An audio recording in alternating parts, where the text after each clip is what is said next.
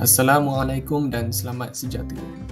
Kami dari kumpulan 4 akan membentangkan laporan projek akhir kajian kes kami yang bertajuk Rasuah dan Etika Perspektif Falsafah terhadap Kesan Sosial dan Ekonomi di Malaysia. Dalam pembentangan ini, kami akan mengemukakan pengenalan, hasil bacaan, metodologi, dapatan kajian, perbincangan dan kesimpulan kajian kes kami.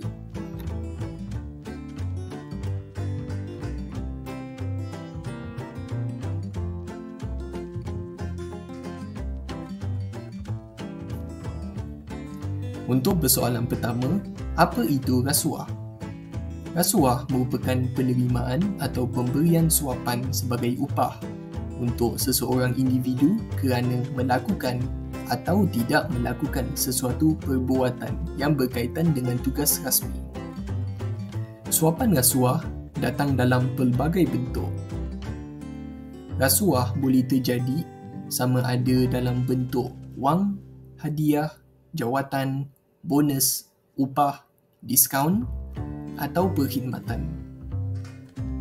Etika merupakan prinsip moral yang mengawal tingkah laku individu atau kumpulan dalam menentukan apa yang betul dan salah dan apa yang baik dan buruk. Etika harus dipatuhi oleh semua anggota masyarakat tanpa mengira pendapatan, bangsa dan status sosial. Falsafah merupakan kajian yang mendalam tentang asas pemikiran, nilai dan prinsip yang membentuk pandangan hidup manusia. Dalam konteks kes kajian kami, falsafah digunakan untuk menganalisis amalan rasuah melalui pendekatan pemikiran kritis dan logik. Terdapat 3 cabang dalam falsafah. Yang pertama adalah etika normatif untuk menilai tindakan berdasarkan prinsip moral. Yang kedua adalah falsafah politik untuk menganalisis keadilan dalam bahagian kuasa dan sumber. Dan yang ketiga adalah falsafah Timur dan Islam untuk menawarkan pandangan yang menekankan keharmonian, kepimpinan dan tanggungjawab sosial. Aktiviti rasuah di Malaysia berpunca daripada pelbagai perkara, iaitu penyalahgunaan kuasa, perbuatan yang bertentangan dengan nilai-nilai kemanusiaan, melanggar prinsip etika dan kurang integriti. Kerana rasuah, terdapat pelbagai kesan jangka panjang yang akan berlaku kepada negara. Antaranya adalah ketidakpuasan hati masyarakat, kemerosotan ekonomi negara, kepercayaan rakyat yang terhakis dan ketidakseimbangan dalam sumber. Dalam kajian kes ini, terdapat 3 permasalahan kajian. Yang pertama, apakah pandangan masyarakat awam terhadap amalan rasuah dari sudut perspektif etika dan rasuah dan bagaimana pandangan ini mempengaruhi kepercayaan terhadap institusi awam dan swasta? Yang kedua, apakah kesan sosial dan ekonomi rasuah terhadap pembangunan negara dari perspektif falsafah keadilan, termasuk aspek pergabungan sosial, integriti institusi dan kecekapan ekonomi? Dan yang ketiga, apakah penyelesaian berasaskan pendekatan falsafah seperti etika kebajikan, deontologi dan utilitarianisme yang dapat dicadangkan untuk menangani isu rasuah dalam konteks semasa di negara ini?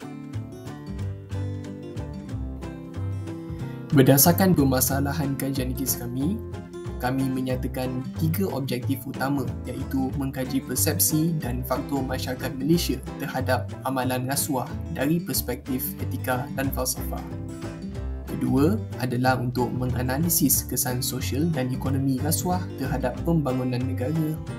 Dan yang ketiga adalah untuk mencadangkan penyelesaian berasaskan pendekatan falsafah seperti etika kebajikan, deontologi dan utilitarianisme.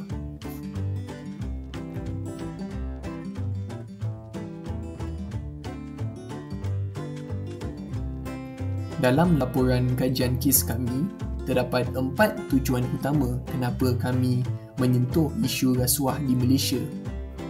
Yang pertama adalah untuk mengkaji persepsi masyarakat terhadap amalan rasuah di Malaysia. Yang kedua, untuk menganalisis kesan sosial dan ekonomi rasuah terhadap pembangunan negara. Yang ketiga adalah untuk mencadangkan penyelesaian yang efektif berasaskan pendekatan falsafah. Dan yang keempat, untuk mengenal pasti faktor-faktor yang menyebabkan responden tidak bersetuju terhadap kesan sosial dan isu rasuah. Isi-isi utama yang terkandung dalam kes kajian kami adalah permasalahan, objektif dan skop kajian, kajian literatur, pandangan masyarakat awam tentang amalan rasuah di negara Malaysia, kesan sosial dan ekonomi dari falsafah keadilan, penyelesaian falsafah terhadap isu rasuah di Malaysia, metodologi, dapatan kajian dan perbincangan isu rasuah. Dalam implikasi atau kepentingan kajian kes kami menyentuh tentang rasuah dan etika perspektif falsafah terhadap kesan sosial dan ekonomi di Malaysia untuk meningkatkan kesedaran kolektif masyarakat tentang nilai moral, meluaskan pemahaman masyarakat terhadap isu rasuah, berangka dasar pendidikan etika dan strategi pencegahan rasuah yang lebih berkesan dan memberikan panduan teori yang kukuh dalam menilai kesan-kesan rasuah. Sekarang kita merujuk kepada bahagian metodologi untuk kajian kes kami. Untuk bahagian metodologi, kami menggunakan 4 kaedah. Yang pertama adalah kaedah persampelan data secara rawa. Yang kedua adalah pengumpulan data melalui Google Forms di mana responden kami merangkumi warga negara Malaysia berumur 18 tahun ke atas. Ketiga adalah kerangka teori untuk meneliti kesan sosial dan ekonomi rasuah dari sudut pandangan falsafah dan etika, juga untuk mengukur persepsi awam terhadap kesan sosial dan ekonomi rasuah.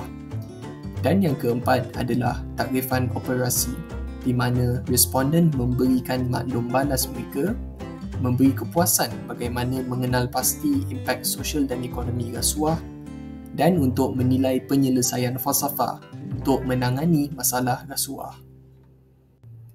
Instrumen pengumpulan data kajian kes kami dibahagikan kepada 4 bahagian. Bahagian A merangkumi soalan demografi tentang responden kami. Bahagian B untuk mendapatkan pandangan masyarakat awam tentang amalan rasuah. Bahagian C untuk mengetahui impak sosial dan ekonomi rasuah dari perspektif falsafah keadilan. Dan yang terakhir, bahagian D merangkumi soalan untuk mencadangkan penyelesaian falsafah untuk menangani masalah rasuah di Malaysia. Tujuan kami mengumpul data ini untuk mengenal pasti persepsi masyarakat terhadap amalan rasuah di Malaysia, menilai perbezaan pandangan berdasarkan latar belakang responden serta mencadangkan langkah-langkah yang berasaskan prinsip etika dan falsafah. Untuk menilai pengumpulan data responden kami menggunakan skala Likert 5 mata yang bermula daripada sangat tidak setuju hingga sangat bersetuju.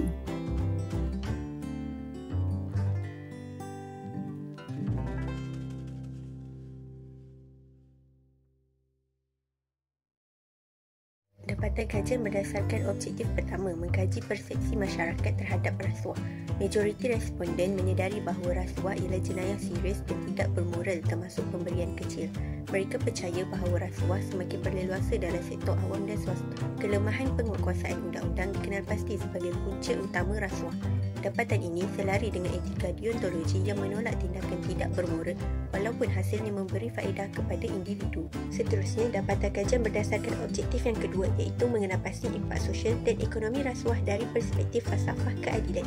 Responden telah bersetuju bahawa rasuah menggugat keadilan sosial dan ekonomi, menyumbang kepada kemiskinan struktural, melemahkan kepercayaan terhadap institusi dan yang terakhir menjejaskan nilai mata wang dan pelaburan asing. Selari dengan teori keadilan Rawls yang menekankan kepentingan agihan adil dan institusi yang saksama. Akhir sekali adalah dapatan kajian berdasarkan objektif ketiga iaitu mencadangkan penyelesaian berasaskan falsafah. Pendidikan moral sejak awal diakui penting untuk membentuk akhlak anti rasuah. Pendekatan spiritual menekankan hubungan dengan Tuhan sebagai benteng dalaman kepimpinan beretika dan integriti dianggap perlu sebagai teladan, penguatkuasaan undang-undang yang adil dan beretika perlu dilaksana tanpa perlunya ada pilih kasih, dan penerapan nilai tanggungjawab dan integriti dalam budaya masyarakat diterima sebagai langkah jangka panjang.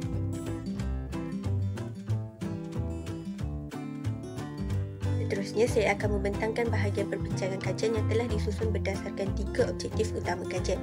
Berdasarkan dapatan kajian, kami mendapati bahawa majoriti masyarakat menyedari bahawa rasuah merupakan satu jenayah yang serius serta bertentangan dengan nilai moral. Responden turut setuju bahawa rasuah bukan sahaja melibatkan RM1, tetapi juga termasuk pemberian kecil seperti hadiah yang dianggap sebagai bentuk rasuah halus. Selain itu, mereka menyatakan bahawa kelemahan penguatkuasaan undang-undang adalah antara sebab utama berlakunya rasuah. Ini jelas menunjukkan bahawa masyarakat hari ini semakin memahami bahawa rasuah boleh merosakkan sistem pentadbiran negara dan melemahkan integriti institusi. Dari sudut falsafah etika, khususnya deontologi Kantian, tindakan rasuah tetap salah walaupun membawa manfaat kerana ia telah melanggar prinsip moral sejagat seperti kejujuran dan tanggungjawab. Untuk objektif kedua, hasil kajian menunjukkan bahawa masyarakat melihat rasuah sebagai ancaman besar kepada keadilan sosial. Rasuah mencipta jurang antara golongan kaya dan miskin serta mewujudkan ketidaksamaan antara peluang dan sumber. Dari sudut ekonomi pula, rasuah menyebabkan kemerosotan nilai mata wang, pengaliran keluar pelaburan dan peningkatan kemiskinan struktural. Kepercayaan rakyat terhadap institusi awam juga semakin terhakis. Ini selari dengan teori keadilan oleh John Rawls yang menekankan bahawa keadilan mesti diwujudkan melalui sistem sosial yang saksama dan adil kepada semua pihak. Kita dapat lihat bagaimana rasuah menggugat kontrak sosial antara rakyat dan kerajaan. Ini menyebabkan hilangnya kepercayaan dan ketidakstabilan dalam masyarakat. Dalam objektif ketiga, majoriti responden bersetuju bahawa pendidikan nilai moral sejak kecil adalah langkah utama dalam membentuk karakter anti-rasuah. Pendekatan spiritual dan agama juga dilihat penting kerana ia membentuk kesedaran dalaman bahawa rasuah adalah satu dosa dan pengkhianatan terhadap masyarakat. Seterusnya, kepimpinan yang beretika juga ditekankan sebagai penyelesaian jangka panjang. Pemimpin yang jujur dan adil akan menjadi contoh kepada organisasi dan masyarakat. Di samping itu, penguatkuasaan undang-undang yang telus dan adil perlu dilaksana tanpa pilih kasih supaya rakyat yakin bahawa keadilan benar-benar ditegakkan. Akhir sekali, penerapan nilai integriti dan tanggungjawab sebagai falsafah hidup disepakati sebagai asas untuk membina masyarakat bebas rasuah. Pendekatan ini bukan sahaja menyiasatkan hukuman, tetapi membina budaya yang menolak rasuah dari dalam diri individu.